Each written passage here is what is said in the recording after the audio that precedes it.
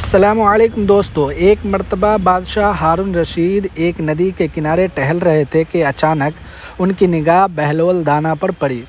وہ بھی اسی ندی کے کنارے بیٹھے ہوئے تھے اور بچوں کی طرح مٹی کا گھر بنا بنا کر سجا رکھا تھا۔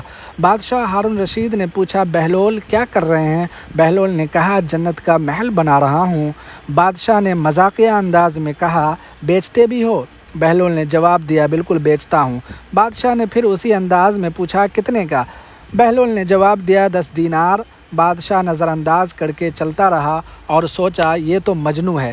کچھ دیر بعد اسی ندی کے کنارے ملکہ زبیدہ کا گزر ہوا۔ ملکہ نے بھی بہلول کو دیکھا کہ وہ مٹی کا گھر بنا رہے ہیں۔ ملکہ نے بھی ان سے سوال کیا، بہلول کیا کر رہے ہیں؟ بہلول نے پھر وہی جواب دیا، جنت کا محل بنا رہا ہوں۔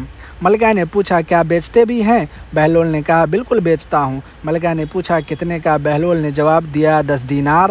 ملکہ نے کنیز کو کہا، بہلول کو 10 دینار دے دو۔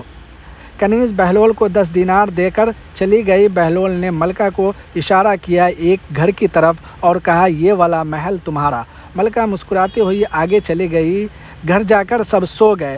بادشاہ خواب دیکھا، قیامت کا دن ہے، جنت دوزخ لگا ہوا ہے۔ بادشاہ جنت کی طرف بڑھا، اس میں ایک بہت خوبصورت محل کو دیکھا تو اندر جانے کی خواہش ہوئی۔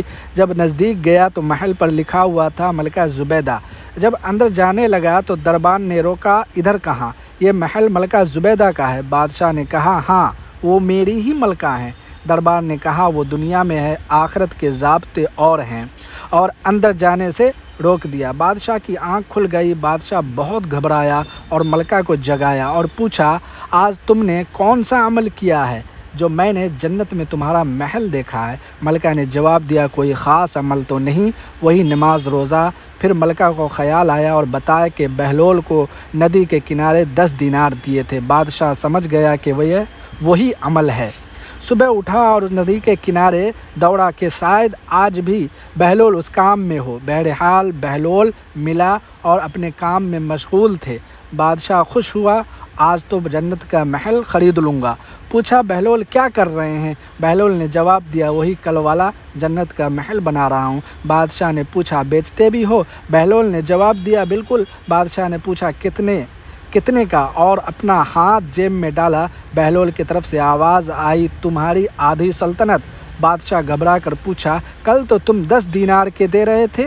بہلول دانا کی طرف سے جواب آیا، کل تم نے سودا دیکھا نہیں تھا، لیکن آج تم سودا دیکھ کر آئے ہو، اسی وجہ سے دام تو یہ ہوتے ہیں اللہ کے ولی۔ بہت سی چیزوں کو اللہ الہام کے ذریعے بتا دیتا ہے۔